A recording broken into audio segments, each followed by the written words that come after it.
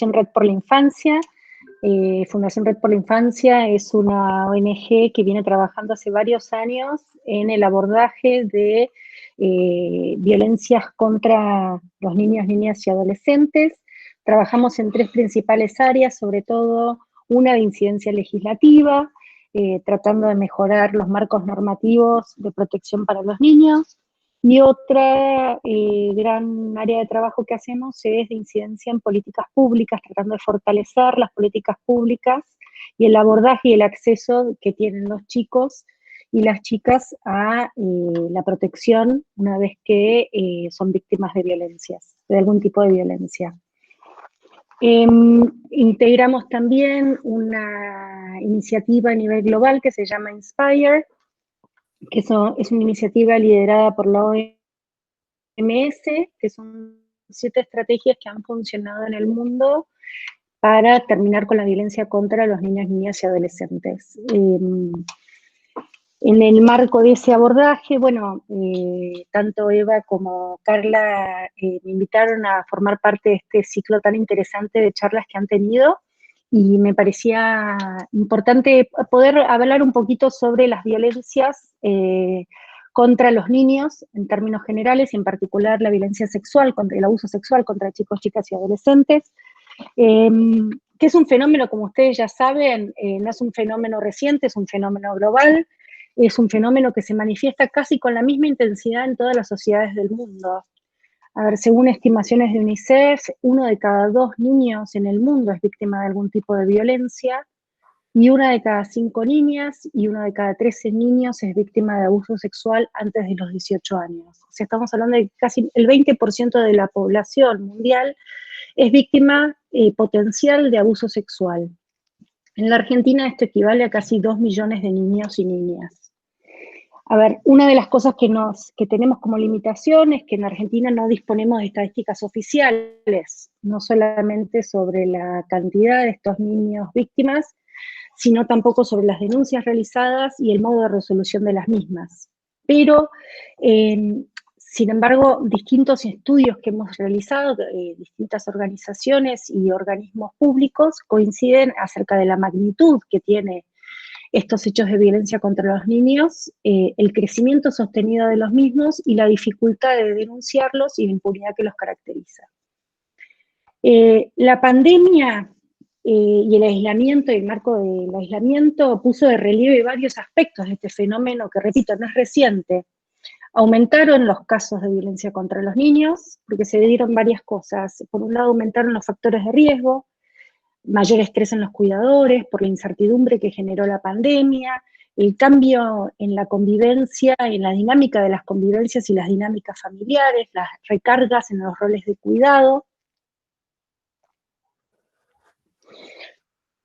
Otro factor de riesgo que aumentó fue la convivencia con el posible agresor, que está intensificada. Si pensamos que el 70% de las violencias sucede en el ámbito intrafamiliar, entonces los niños están permanentemente en contacto con quien los agrede. Y por otro lado, además de aumentar los factores de riesgo, disminuyeron los factores de protección, ya que los chicos no tienen el contacto que solían tener con otros adultos que podían ser actores de protección, como por ejemplo los adultos al no tener contacto asiduo con el sistema de educación, con el sistema de protección y con el sistema de salud como venían haciendo. ¿Cuánto aumentaron los casos? Bueno, según UNICEF, hoy en el marco de esta pandemia, 7 de cada 10 chicos está siendo víctima de algún tipo de violencia. De acuerdo a los datos registrados por el Programa de las Víctimas contra las Violencias, los llamados a la línea 137 por violencias intrafamiliares y sexuales aumentaron un 20% en los últimos 140 días de cuarentena, 20%. Y si pensamos en el grooming, ¿no? En el acoso virtual, hoy que los chicos están todo el tiempo expuestos al mundo digital y a la convivencia digital, el grooming aumentó 267% según las denuncias que registra el Programa de Víctimas contra las Violencias. A ver, siguiendo con la tendencia internacional, la OMS cree que una vez que se cese el fenómeno de aislamiento, que la Argentina siga la tendencia media mundial, que es que las denuncias se van a incrementar al menos se van a triplicar una vez que ceden los regímenes de confinamiento. Un segundo aspecto que puso de relieve la pandemia son fallas estructurales de políticas públicas, tanto en lo que es la prevención como la protección de los chicos frente a las violencias. Creo que escuché que hay gente de diversas provincias del país, los déficits en los sistemas de protección, tanto en términos cuantitativos como cualitativos, creo que es algo que se reproduce en todo el territorio nacional. Las fallas en la articulación de las distintas instituciones que intervienen en estos casos desde el Estado, la falta de protocolos claros e información clara para que los ciudadanos promedio puedan saber cómo proceder frente a estos casos. Y una cosa que puso de relieve también la pandemia es que el acceso a las políticas públicas de protección de los niños siempre está intermediado por la figura de un adulto protector. No hay servicios amigables y especializados de escucha a los niños que tengan acceso masivo. Y este es sobre el punto que me quiero detener en la charla de hoy, ¿no? Porque en esta coyuntura de aumento de casos y de déficits estructurales de data, cómo podemos actuar y cómo podemos nosotros contribuir frente a esta problemática que va en aumento y que tiene tanto impacto en el desarrollo de los niños. Y hay algo que sí podemos hacer desde nuestro lugar como adultos, funcionarios o legisladores para mejorar la vida de estos chicos. El primer punto es, yo considero que tenemos que cambiar el paradigma desde el que miramos este fenómeno. Y creo que los avances que hemos tenido en el marco normativo nos invitan a replantearnos esto, ¿no? Por más que suceda en el ámbito del hogar, no es un hecho privado, es un hecho público. Ahí tendríamos que, de alguna manera, aprender de la agenda de género. Hoy, cuando vemos un hombre golpeando a una mujer, no nos cabe la menor duda que tenemos que intervenir y que tenemos que asistir a esta mujer. Bueno, lo mismo tenemos que quizás replantearnos en la agenda de infancia todavía, ¿no? Tener esta conciencia de nuestro rol como adultos en pos de proteger a los niños. Ya no hablamos más de patria potestad, el niño como una propiedad del adulto, sino hablamos de responsabilidad parental. Entonces, el rol de nosotros como adultos es clave a veces, más cuando estamos hablando de que el 80%, entre el 70 y el 80% de la violencia es intrafamiliar. Otro aspecto es separar la violencia y la crianza, ¿no? Tenemos que encontrar otra separar los fenómenos. Después otro aspecto que también trajo de relieve la pandemia es no podemos detectar lo que ignoramos. Y hasta qué punto nos podemos involucrar si no conocemos cuáles son los indicadores específicos e inespecíficos de cómo se manifiesta este tipo de violencias. ¿Por qué? Porque solamente una gran minoría de los chicos pueden romper el silencio que le imponen sus agresores, sobre todo cuando hablamos de abuso sexual. La gran mayoría lo manifiesta mediante otros síntomas, con su cuerpo, con sus comportamientos, y si nosotros no tenemos esta mirada aguda y formada y sensibilizada, es muy difícil que detectemos lo que ignoramos. La tercera cosa es cómo proceder cuando detectamos un caso. Cómo lo escuchamos a los chicos, cuando se acercan a nosotros, cómo denunciamos cuando estamos. ¿Tenemos que denunciar? ¿No tenemos que denunciar? ¿Y cómo hacemos para que la denuncia sea un factor que incida en la protección de estos chicos y no que sea una revictimización casi asegurada? Producto del contacto, ¿no?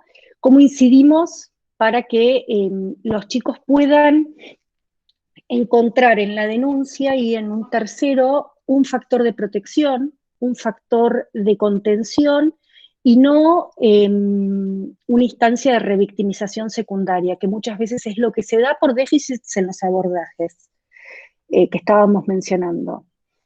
A ver, hasta ahora venimos avanzando bastante en el marco normativo y como digo, hace poco, por iniciativa de Carla Carrizo, hemos logrado que se reforme el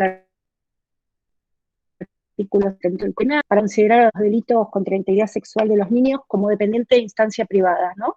Y empezamos a marcar incipientemente este cambio de paradigma del que hablamos, de que el abuso sexual no es un tema privado, sino es un tema público.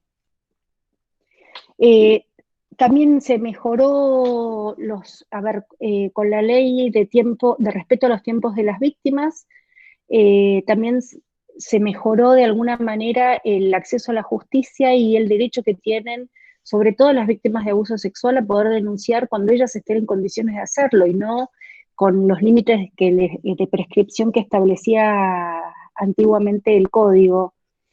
Y después, acompañado la nueva ley de víctimas que establece derechos y garantías de las personas víctimas de delitos, de cómo deben ser escuchadas, cuál debe ser su justicia, deben ser consideradas. Yo creo que en todo esto hay un gran avance en la agenda normativa, hay grandes avances, queda mucho por hacer, por supuesto, pero sobre todo ahora tenemos que acortar las brechas entre lo que dice la norma y cómo se implementa la norma, ¿no? Y cerrar esta brecha entre la teoría y la práctica. Y ahí es donde yo creo que nosotros podemos hacer una incidencia directa, replanteándonos nuestro rol, de vuelta, volviendo a cómo intervenimos frente a esto. Somos conscientes de que este es un tema que nos tenemos que hacer cargo todos nosotros como sociedad porque afecta al 20% de nuestra población, o siempre esperamos que haya algún otro que recoja el guante e intervenga por nosotros. Me parece que hay un dato que está bueno empezar a reconsiderar y a pensar nosotros cada uno desde el ámbito de intervención, porque todos tenemos contacto con niños, niñas o adolescentes en las distintas funciones que cumplimos, ¿no? O en los distintos roles que cumplimos en nuestra vida. Y un dato no menor es que un niño un niño víctima de abuso sexual, que puede romper el silencio que le impone el agresor, solamente lo pueden hacer 2 de cada 10 niños, y que la próxima vez, y cuando estos niños hablan y no son creídos, pueden tardar hasta 10 años en volver a poner en palabras lo que les sucedió. Entonces, a ver, quizás está bueno poder pensar la magnitud de nuestra intervención y la importancia que tiene que nosotros como adultos estemos sensibilizados sobre este tema y sepamos cómo actuar, porque podemos ser quizás la única oportunidad que se le presenta a la vida de este niño, a la cual ellos nos estén interpelando para pedir ayuda. Y yo creo que una de las cosas uno de los grandes déficits que tenemos nosotros como Estado, como sociedad, es que no hemos roto el silencio, no hemos roto la cultura del no te metas, no hemos todavía puesto en la agenda lo suficiente algo que afecta, de vuelta, a 7 de cada 10 niños. Me parece que todavía no somos lo suficientemente conscientes de nuestro rol y de la magnitud del problema que tenemos.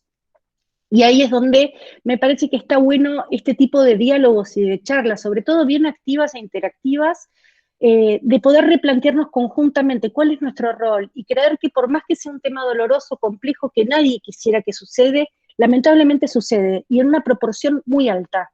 Entonces, bueno, ¿cómo podemos contribuir para que todos nosotros colectivamente sepamos que todos podemos ser y debemos ser agentes de detección y protección de las violencias contra los niños? Inicio el diálogo, simplemente. Está silenciada, Eva. Sí. Bueno, muy importante todo lo que planteás. Después me gustaría escucharte más acerca de qué medidas toman. Yo quería contarles que participé en programas. Yo fui asesora, no lo dije, del ministro de Educación, Esteban Bullrich. Yo participé de un programa de formación de docentes de jardín de infantes para la prevención del abuso sexual, y lo hacía, me retiré un ratito a ver si tenía acá los títeres, pero no, los tengo en el consultorio. Usaba títeres de tela, ¿vieron eso que se ponen los deditos? Y entonces, entonces había una señora que hacía de mamá, un señor y una nena y un nene. Y entonces la mamá le decía a la nena que no tiene que hablar con extraños y que no tiene que ir con extraños. Entonces el tema del juego era, de la significación con los títeres, era que se acerca el señor con un parito y el nene o la nena juegan con el parito en la plaza. Y entonces le pregunta a la nena cómo se llama el parito, el señor le dice, y entonces se le pregunta a los niños, ¿este señor es conocido o no es, o es un extraño? Porque estuvo hablando un ratito largo. Entonces, muchos niños dicen que es amigo. Hay toda una escena que el señor le dice, vení, acompáñame al coche que voy a buscar comida, así le damos juntos la comida al perrito. Bueno, todo esto para preparar a los niños, para enseñarle a las maestras cómo hablar con los niños, para que se den cuenta que aunque hablen 10 minutos o media hora con alguien que mamá y papá no conocen, es un extraño, y que nunca se pueden ir con alguien sin que mamá o papá o la persona que lo llevó a ese lugar sepan. Pero como dijo acá Paula, casi todo, la mayor parte de los abusos son intrafamiliares o tienen que ver con algún vecino o alguien amigo de la familia. Entonces ahí se complica mucho más. Se complica mucho más porque cuando es alguien intrafamiliar, el niño se encuentra con la dificultad de compartir esto y además se lo desmienten. Y en el juego con títeres, cuando la nena dice, mi mamá no me cree, mi mamá no me cree, se le dice, bueno, pero la maestra sí te va a creer, o una tía te va a creer, es decir, como buscar un adulto que sí le pueda creer. Ahora, habiendo estado 9 años en el hospital de niños, hemos detectado muchos niños que fueron abusados y el tema es lo que viene después, porque por eso me gustaría escucharte, porque la solución que se encuentra, bueno, primero que el proceso de denuncia, todo eso es todo un tema, pero después, cómo se saca a los niños de la familia y se los institucionaliza. Y ese es otro paso que hay que ver dónde se institucionalizan, cómo la institución, hasta que se busca un familiar responsable o algo. Bueno, a mí me gustaría escucharte porque en el hospital de niños no la tienen clara. Es decir, era muy complejo.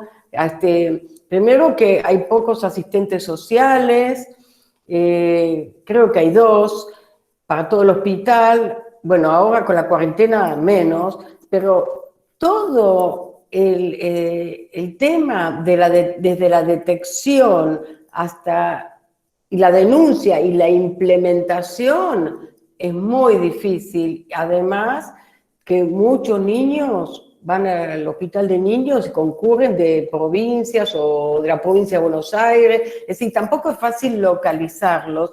Y cuando la mamá o el papá se dan cuenta que nos dimos cuenta, bueno, me acuerdo que una vez vino una nena que le había salido psoriasis en el tronco nada más, desde la parte de los genitales hasta el cuello se brotó. Y los dermatólogos decían, carajo, nunca, no es una forma. Y bueno, hablando con la niña, bueno, resulta que la hermana mayor había sido abusada, la hermana menor había sido abusada, ella era la hermana del medio, y yo le dije, mira, me parece que vos no te sentís cuidada, suficientemente cuidada en tu familia, y yo creo que inconscientemente, yo le dije, voy a decir algo que quizás parezca loco, y la nena me dijo, no, yo siento eso. Bueno, pero desde que uno detecta y todo lo que viene después, a mí me gustaría escucharte, Paula, o abrir el debate, porque ahí es donde es lo más difícil que hay, ¿no? Sí, totalmente, Eva. Nosotras, a ver, hay como 4 grandes etapas de la ruta crítica, ¿no? La primera etapa sería la detección o develamiento, la detección por parte de un adulto de una situación de abuso. Vamos a hablar de abusos, que es una de las principales y más cruentas formas de violencia contra los niños. Es la detección por parte de un adulto, que puede o no ser la madre, el padre o el cuidador, puede ser cualquier adulto en contacto con niños, niñas y adolescentes, o el develamiento por parte del niño. El segundo, y después profundizamos, el segundo momento tiene que ver con la situación del abordaje en la emergencia, las primeras medidas que se toman respecto a la detección o la denuncia o el develamiento.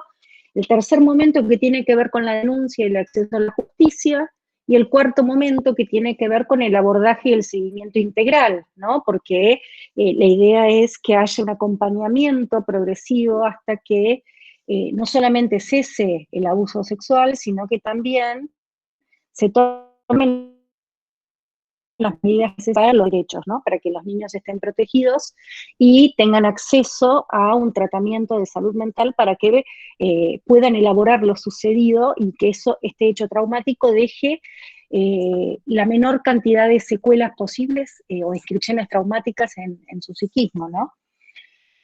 Con respecto a la detección y el develamiento, ahí todos los adultos tenemos un rol muy activo. Primero, solamente el 16% de los niños pueden poner en palabras lo que están viviendo. Entonces ahí tenemos que nosotros como adultos involucrarnos y empezar a agudizar la mirada. Para agudizar la mirada tenemos que saber que hay indicadores específicos de abuso sexual, como por ejemplo puede llegar a ser, enfermedades de transmisión sexual, la presencia de enfermedades de transmisión sexual en niñas pequeñas, que no tienen por qué, niñas ni adolescentes, lesiones en los genitales, sangrados, referimiento de dolor en los genitales. O en el ano, sí. Exacto. Y tanto para varones como para nenas. Exactamente. Después también hay lo que son los más difíciles, quizás, perdón, dentro de los indicadores específicos, el embarazo. Uno de los principales temas que estamos trabajando en conjunto con UNICEF y el Plan ENIA es la sensibilización de los equipos de salud para incorporar la posibilidad de un embarazo en niñas menores de 15 que refieren síntomas inespecíficos, dolores de panza, hinchazones, que no tienen acceso a la educación sexual integral y desconocen a veces, no pueden relatar el abuso que han sufrido y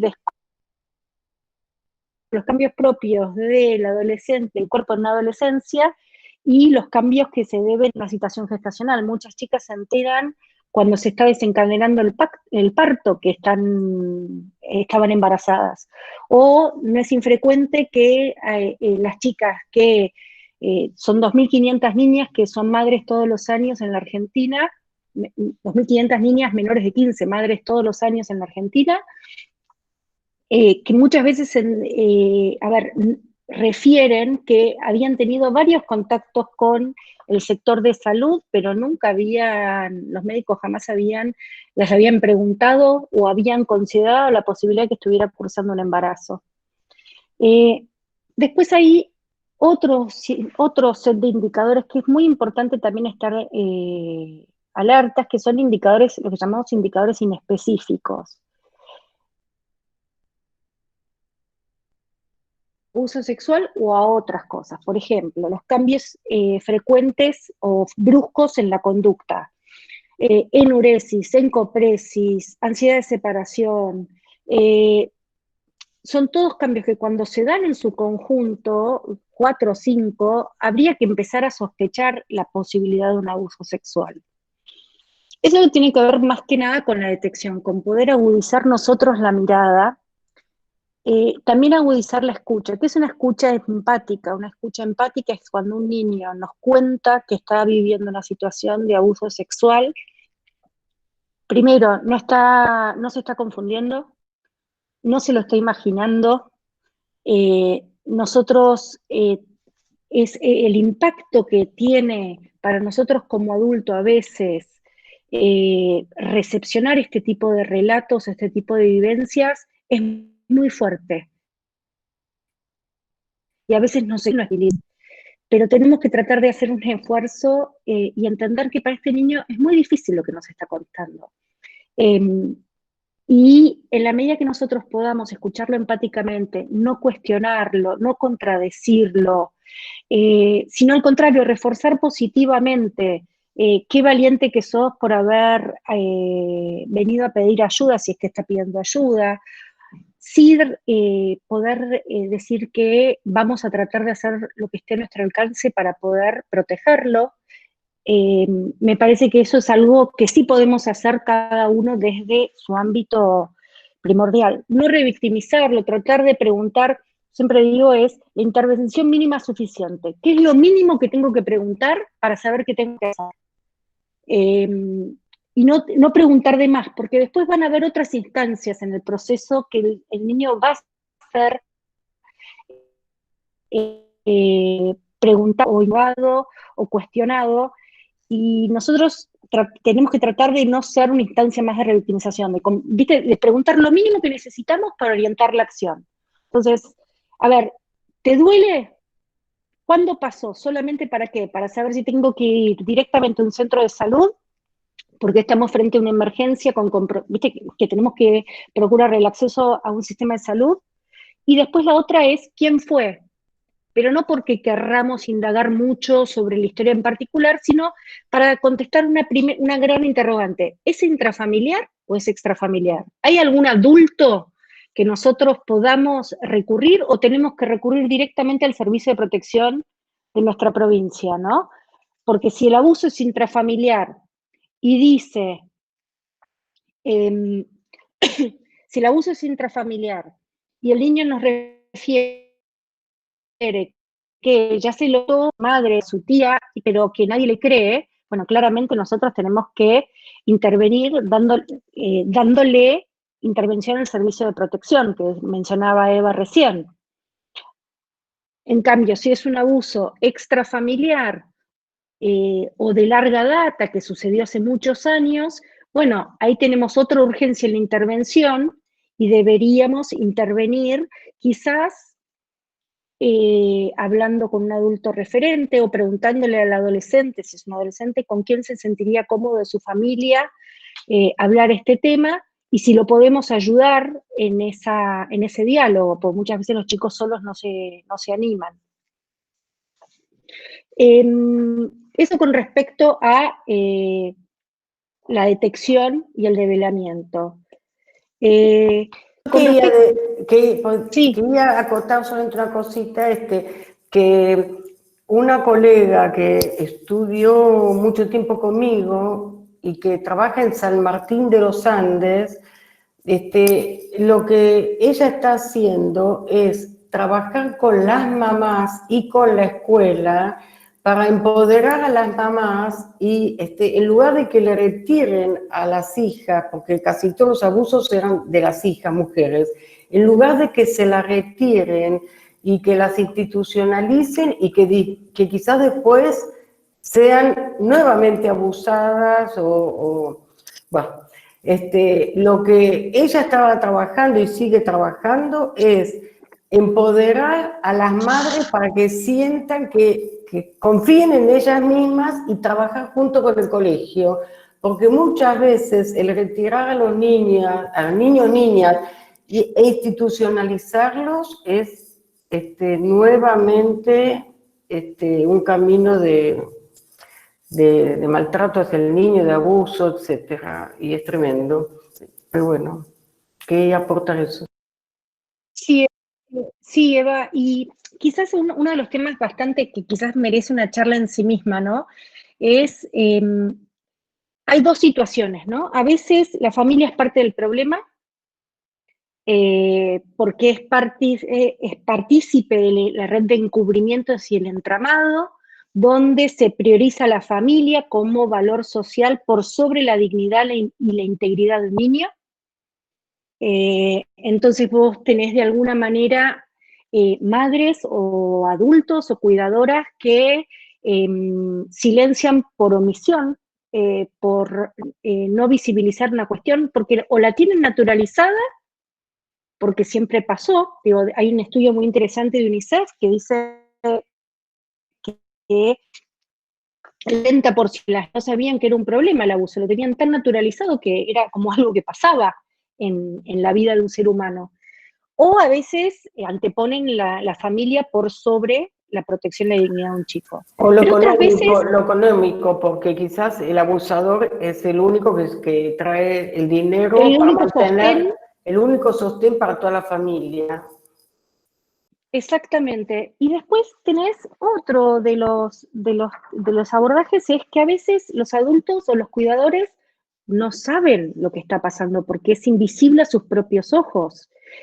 No cuentan con la sensibilización o con esa mirada aguda que deberían contar, porque, a ver, si nosotros hacemos una encuesta casera, rápida, salimos ahora a dar una vuelta a la manzana, bueno, no podemos, hacemos 2 Zooms, digamos, y le preguntamos a nuestro círculo social, ¿cuáles son los indicadores de abuso sexual? Y yo creo que muy pocos van a saber contestarles. Entonces es muy difícil detectar lo que se ignora. Y sobre ¿Puedo todo, decir algo? ¿Puedo decir algo? sí, Porque yo creo, por mi experiencia clínica, que si los padres están conectados con sus hijos, se dan cuenta de que a esa hija o a ese hijo le sucedió algo, porque el cambio de ánimo, de estado de ánimo, es tan notable que se dan cuenta. El tema es, como vos decías, Paula, si lo quieren admitir, si no lo quieren admitir, y además si están conectados o no con sus hijos. sí, pero además también Eva, mira, nosotros venimos en el acompañamiento que venimos haciendo a muchas madres, yo siempre repasan la lista de los indicadores, sí, no hay una que no haya abierto, no se les haya abierto la mandíbula y decir, lo tenía abajo, parecía que estaba ahí y no lo podía ver. ¿Por qué? Cambio de conducta, bueno, nos acabamos de separar, bueno, ansiedad de separación, bueno, infecciones urinarias a repetición, mala higiene, atribuís a un montón de factores, muchos indicadores inespecíficos, parece que cada uno tiene su propia explicación. Soledad, estás levantando la mano. Ahí. Y de repente quizás todos juntos develan una situación que hasta ahora era insospechada. Sí, Soledad.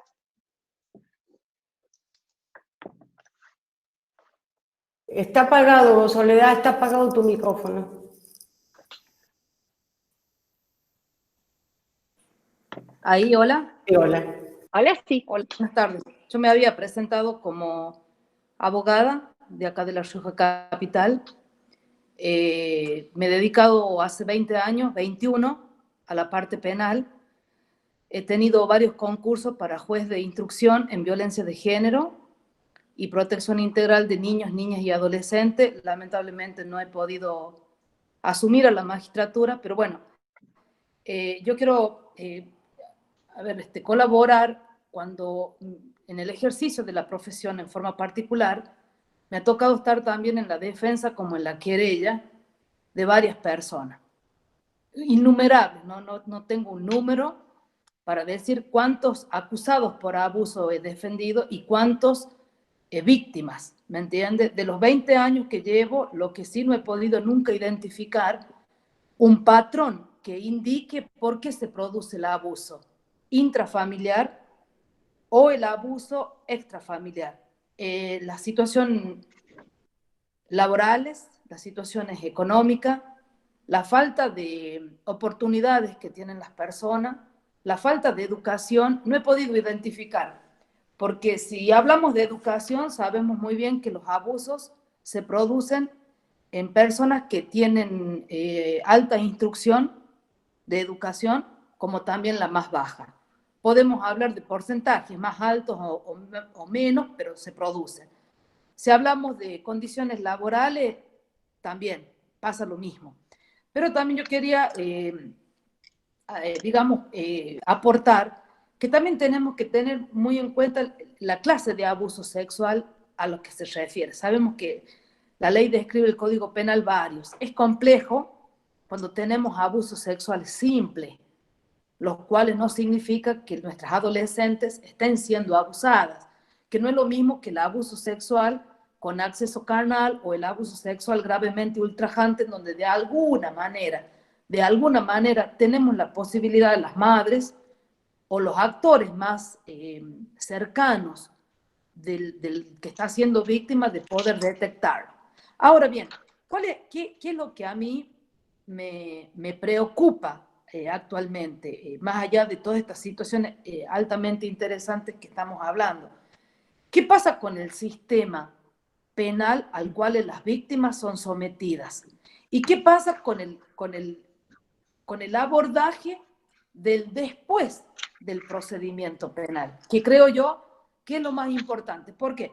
Yo te pongo un ejemplo. Acá en La Rioja, hace muy poco tiempo, hace muy pocos años, un par de años, recién ha tenido la creación del juzgado de violencia de género y abuso y protección integral de los menores, con competencia exclusiva en todo lo que es estos abusos sexuales.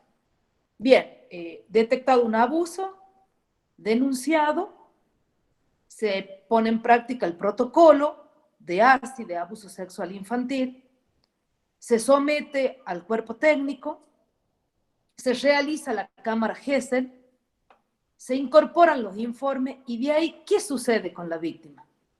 Acá, por ejemplo, en la capital, se termina el abordaje institucional, salvo determinados casos en donde haya un abandono de personas con respecto al menor.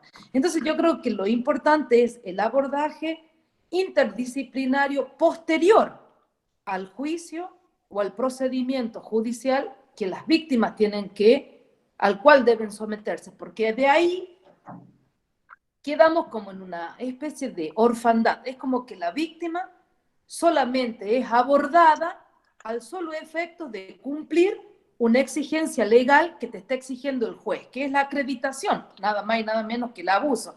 El informe de cámara Gesell, el informe psicológico, el informe socioambiental. Bien, una vez que el cuerpo técnico ha cumplido con todos esos extremos, ¿qué pasa con la víctima? Si la víctima no tiene un poder económico que le permita continuar un abordaje psicológico, acá en La Rioja no lo tenemos. Porque el juzgado del menor, en su momento, o el juzgado de violencia de género, o el cuerpo asesor técnico, no la vuelve a llamar nunca más.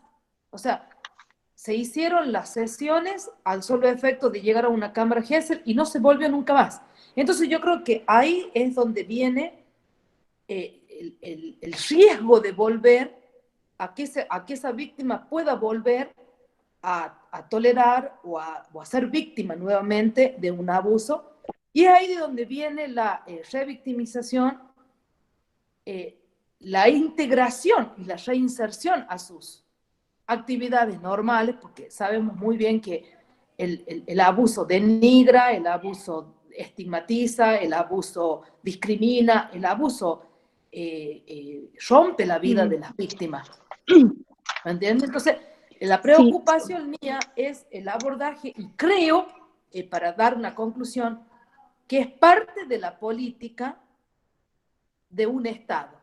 Es parte de lo que un Estado puede determinar como esencial en la atención de las víctimas que se someten a procesos penales. O sea, creo que parte de una decisión gubernamental el dotar de recursos económicos y recursos humanos a las instituciones que tienen por fin la educación integral, el abordaje integral de estos temas. Gracias, chica. Sí. No, Soledad, mira, Un segundito, Paula. Yo sí. lo que les pediría, porque Paula, un segundito, que hay gente que levantó la mano y después te doy la palabra. Yo pediría que sean breves, porque así pueden participar muchos. Está Mónica, que pidió la palabra. Después, Paula, vas a poder explicar. Después. En relación a esto que decía, no sé si se escucha bien. Sí, se escucha, sí. Perdón.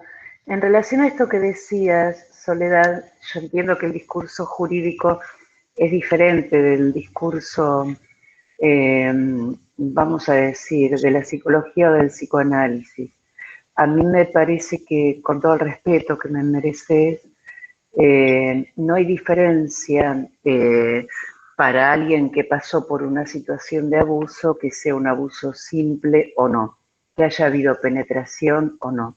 Digo porque hace 31 años que estoy en esta profesión, más allá de haber trabajado antes también durante muchos años con niños, y las marcas en muchos casos, lamentablemente, son imborrables, imborrables. Eso por un lado. Acuerdo totalmente que faltan políticas desde el Estado para, no solo para detectar, sino para acompañar a esos niños. Ahora, vos planteabas por qué sucede en lo intrafamiliar. El perverso no discrimina si se trata de una situación familiar, intrafamiliar o no, porque al perverso lo único que le interesa es la endogamia, porque nunca salió de la endogamia. Entonces, ¿por qué no hacerlo si es lo que tiene más a mano? O sea, no hay un reconocimiento de ese niño, niña, adolescente como hijo, ¿no? Simplemente eso quería decir. Digo, como para ponernos de acuerdo en algunas cuestiones. María Celina, ahí también pidió la palabra. Yo soy la mamá de María Celina. Estoy encantada de participar de este grupo. Y tengo la desazón me sorprende que somos todas mujeres las que estamos participando de esto. Los violadores no asumen que son violadores, porque obedecen a su pulsión. Por eso, como decía Mónica recién, no te registro, porque el psicópata no tiene registro del humano, sino de una cosa. Y cualquier cosa le viene bien. Cualquier cosa. El hijo, el primo, el vecino, el de enfrente, el viejo o el joven. Entonces, sí estoy de acuerdo con Soledad en lo que decía, en el recurso, porque el recurso humano existe y acá están todas ustedes con voces magníficas y con mucha experiencia diciendo lo que sufren cuando ven esos casos. Pero si el Estado no interviene económicamente, el juez terminó el fallo, como dice Soledad, o el dictamen, o como se llame en la terminología legal, y terminó.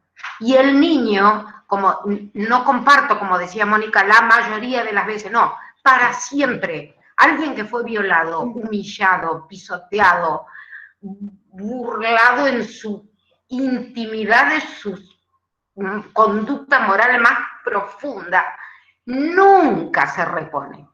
Podrá tener recursos, podrá hacerse el que se olvidó, podrá mandarlo a una psoriasis, podrá mandarlo a un cáncer o cualquier otra enfermedad que le brote a eso que ha sufrido y que no puede hablar y no puede decir. Y si lo dijo, lo dijo. Y no encontró el ámbito. Porque un niño que es violado, vamos a hablar de los niños que son los más inocentes, jamás va a tener la posibilidad de ir a contar si no es a través de un títere, como dijo Eva. Escúchenme, tenemos poco tiempo. Miren, yo lo que pienso, acá también hay hombres. Discúlpame, María, porque tenemos muy poco tiempo, pero yo lo que quiero decir es que cuando hay un violador, un abusador en una familia, generalmente la esposa lo sabe, porque generalmente es cómplice. Entonces es un sistema familiar perverso.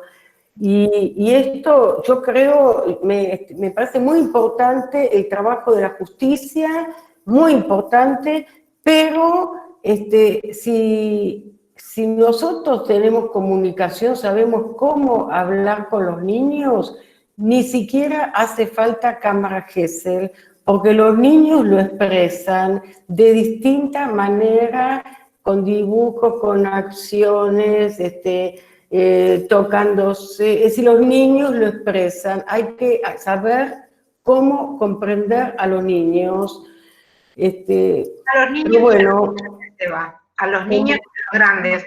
Ha sido, en estos días, fue puesta en Netflix una película que se llama Crisis de Familia. Crímenes de Familia. Crímenes. Recién estrenada, antes de ayer. Y la protagónica, que es violada por el hijo de la familia, es una muchacha misionera, misionero de la provincia de Misiones, semianalfabeta, no sabía leer, no sabía escribir, no sabía que había sido embarazada por segunda vez por el hijo de la familia donde ella trabajaba.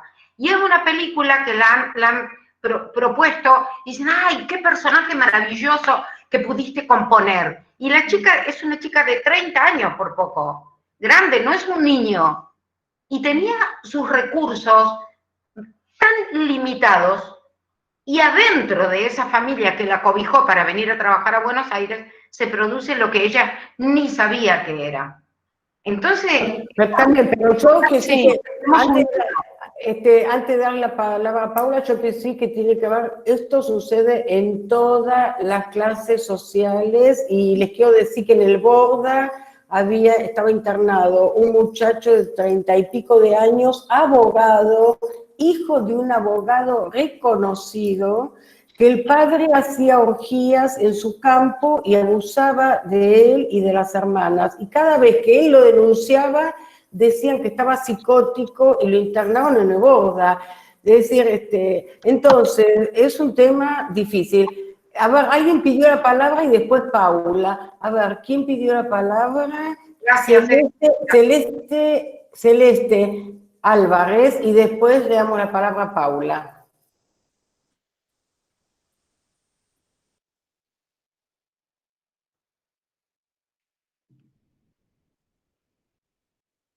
Celeste Álvarez, musicoterapeuta, ¿estás por ahí? Bueno, vamos a... Sí, mandamos la... Se arrepintió, Celeste. Se arrepintió. Bueno, Paula, tenés la palabra. Quería, a ver, sí, varios puntos que han mencionado, siguiendo, ¿se acuerdan que yo había dicho que había nosotros estamos trabajando en 4 puntos, ¿no? Uno tiene que ver primero con la denuncia, con todas las dificultades. A veces los adultos saben, no quieren ver, y a veces no pueden ver. Y a veces una madre que no protege en un momento no quiere decir que no pueda proteger nunca. En ese momento quizás pueden no tener, y somos nosotros también los que tenemos que fortalecerla en ser sostén de esos niños. Con respecto a la denuncia que mencionaba Soledad y el acceso a la justicia, me gustaría como poner algunos datos. En la última encuesta que realizó el INDEC en el 2017, el abuso sexual era el segundo delito menos denunciado por las víctimas. Entre los motivos que esgrimían, 9 de cada 10 víctimas que dijo que no, a ver, de cada 10 víctimas que habían sido víctimas de abuso, 9 dijeron que no denunciaron por la desconfianza que le daban las autoridades. ¿Por qué? Por la gran impunidad que se caracteriza estos delitos. Entonces, cuanto menor castigo haya, cuanto mayor impunidad, menor es la confianza que tienen las víctimas para denunciar y creer que el Estado va a hacer posible protegerla, ¿no?, de los delitos que acaba de denunciar. Si comparamos en el 2016 la cantidad de denuncias con la cantidad de condenas, en delitos contra la integridad sexual, las condenas no llegan al 15% del total de denuncias. Con lo cual vemos que es un delito que se condena poco. Ahora, con el monto de las penas, a ver, librar un cheque sin fondo tiene la misma pena que abusar sexualmente de un niño. El abuso simple tiene la misma condena que librar un cheque sin fondos. Robar una vaca tiene mayor pena que abusar a un niño. Y estamos hablando de algo que también mencionaron todos, que es un delito donde la reincidencia está casi asegurada, con lo cual tenemos un sistema judicial que funciona deficitariamente, que muchas veces por su no especialización garantiza la impunidad de los agresores y que cuando condenan son pocas y tienen sabor a poco siempre. Y al momento de dictar sentencia, tampoco se imponen reglas de no acercamiento a la víctima, por ejemplo, una vez que está cumplida la condena. Y se tiene que hacer al momento de dictar la sentencia. Entonces, ¿qué pasa? El agresor sale, cumple con su condena y vuelve a reincidir. Y la víctima vive con, de alguna manera, la espada de Damocles sobre su nuca, ¿no?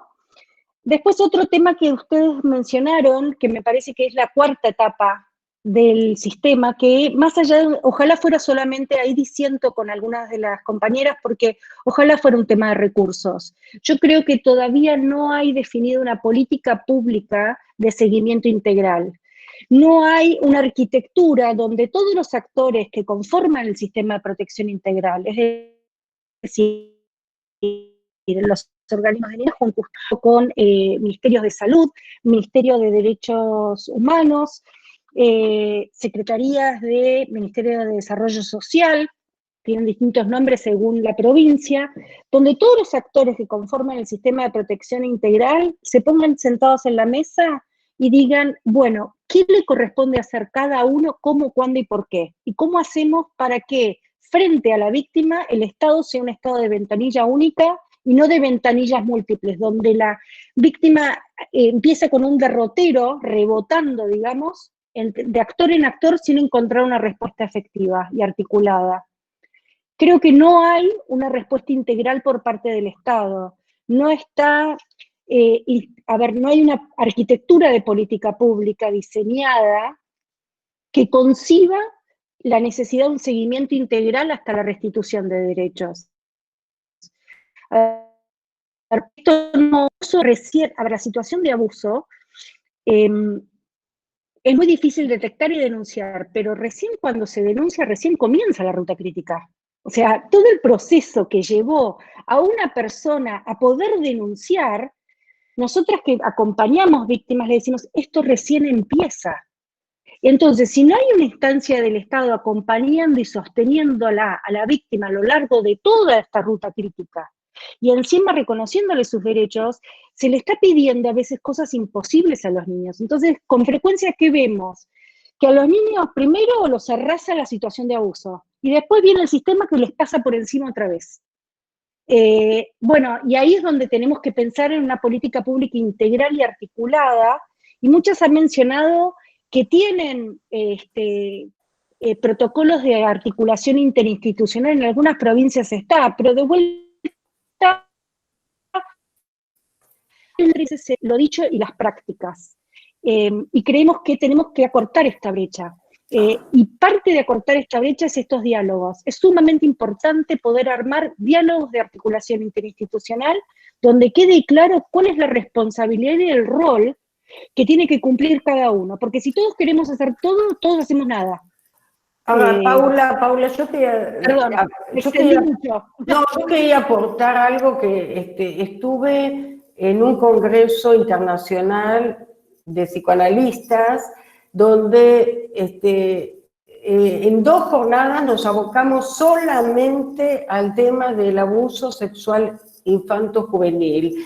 2 países en el mundo, solamente 2 países en el mundo ponen presupuesto. ¿Por qué? porque lo que vimos es que si el gobierno, el Estado, no pone plata para que esa madre con sus hijos puedan tener otra vivienda asegurada o quedarse en esa vivienda si se encarcela al hombre, pero que tengan, el Estado les dé dinero para poder mantenerse, no se hacen las denuncias o era incidente.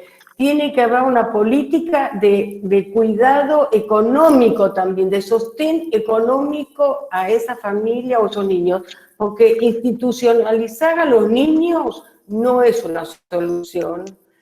Es como un castigo a esos niños. Es muy complejo de hecho, el tema. Es complejo y de hecho, abordando en lo que, reforzando lo que decía, el marco de Inspire, vieron la alianza que les dije entre varias agencias de la cual nosotros somos parte, que está liderada por la OMS, se hizo un relevamiento de cuáles son las políticas de abordaje de 60 países respecto del abuso sexual contra niños, niñas y adolescentes. La Argentina quedó en el anteúltimo lugar, justo antes de Venezuela, a nivel latinoamericano, y estamos dentro de los 40, en el puesto número 40, ¿no?, de esta escala mundial de 60 países. Sobre todo las principales déficits que se relevaron fue la falta de una política integral, la falta de estadísticas. Ahí tengo mi sesgo yo como economista, para mí lo que no se mide no se ve. Si no sabemos cuántos chicos hay, dónde están siendo víctimas, es muy difícil poder delinear una política pública por aproximación, más o menos, y más o menos no. Estamos hablando de niñas, niños y adolescentes. Y otro de los grandes déficits que interactuaron era la falta de presupuesto adecuado y de diseño de política pública integral. Si quieren, después les paso este estudio porque es muy interesante poder ver cómo estamos nosotros, cuáles son nuestras fortalezas y debilidades respecto de otros países. Porque de vuelta, este es un fenómeno que se repite casi con la misma intensidad en todos los países del mundo. Lo que ¿y qué responde el Estado frente a esto? Sí, Paula, sería muy bueno que nos pases tu trabajo. Sí, yo creo que sin política pública que pueda sostener la familia y bueno, los violadores son reincidentes seguro, los perversos, bueno, muchos fueron abusados ellos, pero bueno, también yo he detectado falsas denuncias de abuso, que bueno, son la menor parte, pero también he detectado falsas denuncias de abuso. Y eso también hay que poder tener en cuenta. Sí, hay un tema ahí, yo ahí tengo, bueno, es para un encuentro en sí mismo. Yo ahí hay un estudio que hizo Virginia Berlin-Embló, que es jefa del cuerpo médico forense, que estuvo a cargo de las cámaras GSL de la ciudad de Buenos Aires. Ella hizo un estudio muy interesante donde diferenció lo que eran denuncias deliberadamente falsas, que no llegaban al 4% de los casos, denuncias insustanciadas. ¿Qué quiere decir? Frente a la detección de un posible abuso, nosotros tenemos que denunciar, estamos en nuestra obligación de denunciar. Ahora, si esta denuncia tiene sustento o no, es otra cosa. Eso es distinto a que sea deliberadamente falsa. Sí me parece que tenemos que trabajar en esto y también pensar en que, a ver, hay otros modelos como de otros países donde frente a la sospecha hay primero una instancia de detección y de indagación, primero para poder ver si es un abuso o estamos ante un caso de violencia intrafamiliar muy severo donde pareciera que hay abusos o no.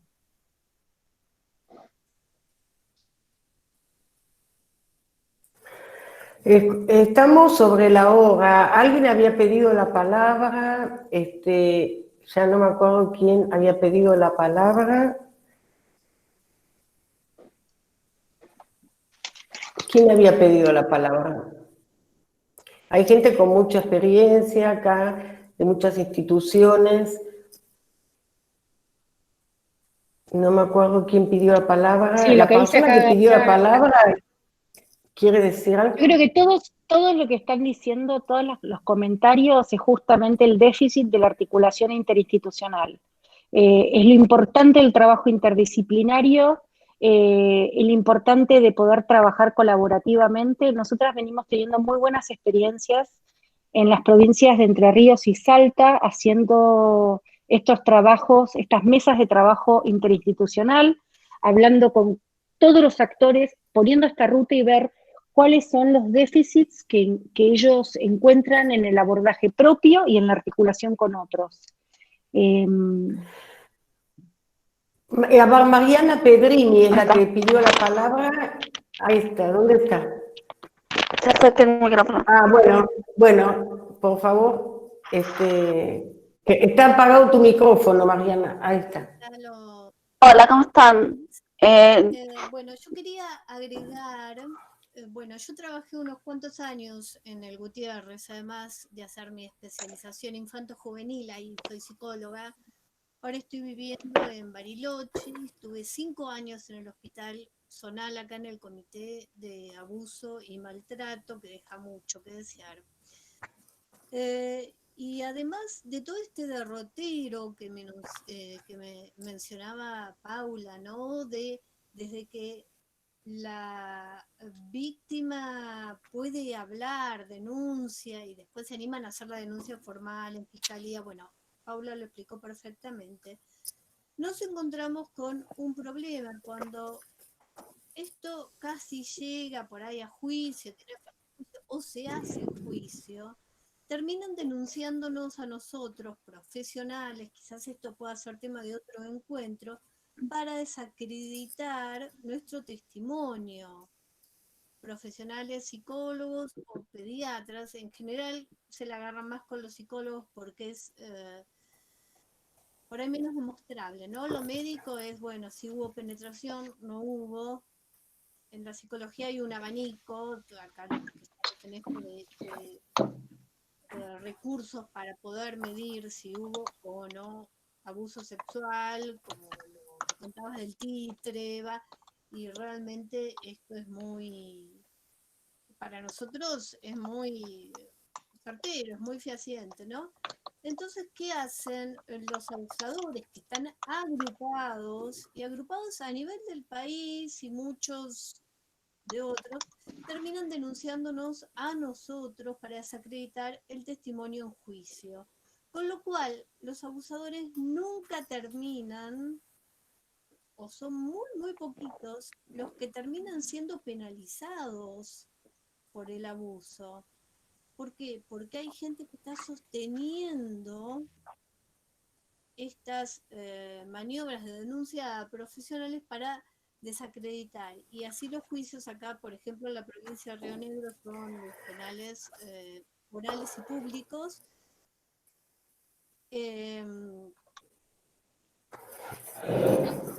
Queda la víctima nuevamente a merced del abusador por estas cuestiones. Yo no sé, esto pienso que se debe dar en otras provincias. Nosotros hacemos un encuentro todos los viernes con profesionales de otras provincias y realmente pasa. Creo que es un tema que se podría, ¿no? Hay psicólogos Mariana, hospitalario, sí. No, me parece que es un encuentro, es un tema muy importante. Ahora tenemos que ir dejando ya, pero vamos a retomarlo. Hay gente que pidió la palabra, pero lo vamos a dejar para una segunda ronda. Vamos a continuar con el tema, no sé si la semana que viene o en 2 semanas, pero lo continuamos. Así que bueno, no sé, Paula, yo me despido. No sé, Paula, si quieres decir algo más porque tenemos que ir cerrando. No, muchísimas gracias a todos. Mariana, lo que trajiste es un tema muy importante, la protección de los profesionales que denuncian. Después yo me comprometo a pasarle el material que mencioné y les agradezco un montón el interés y el tiempo y posición para lo que necesiten.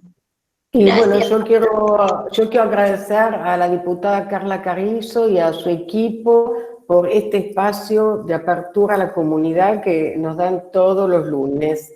Y gracias, Paula, por tus aportes y gracias a todos ustedes. Y bueno, vamos a seguir con el tema. Un beso, que tengan buena semana, cuidémonos. Gracias. Chao. Cuidémonos. Chao. Buena semana. Buena semana. Hasta luego. Chao. Chao. Chao, gracias. Chao. Chao.